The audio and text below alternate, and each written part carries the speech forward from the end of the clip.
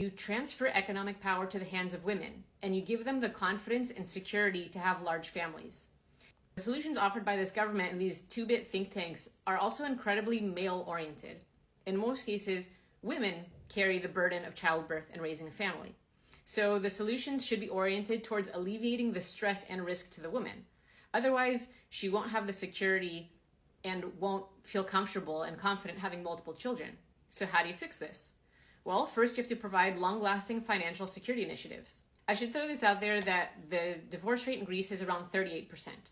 There are no official published numbers on alimony delinquency, but and I recognize that this is personal, but in the sample of the network of divorced women with children across Greece that I know, the heavy majority do not receive child support from the father of their children.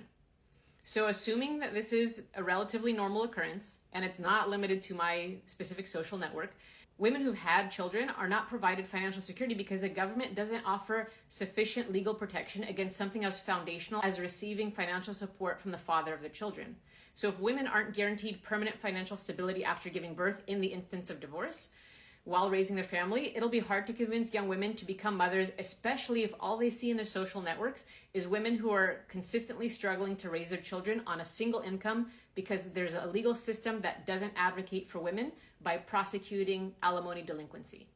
The other issue is these measures, like the ones proposed by the Mitsotakis government, are created by one administration and can be rescinded by the next.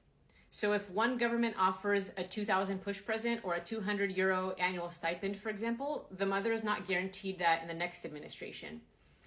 And this could crash the family's financial stability if that's what they've come to depend on.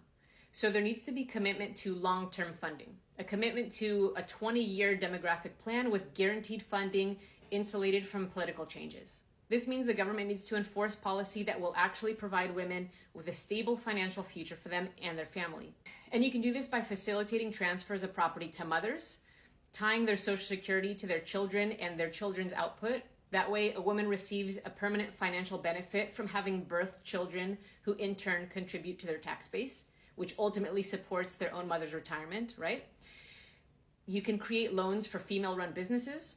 In short, you transfer economic power to the hands of women, and you give them the confidence and security to have large families. You expand vocational training for women and for their children.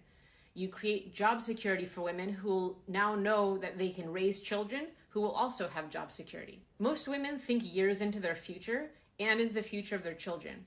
By nature, women are practical thinkers, and they have an innate concern for the well-being of their offspring.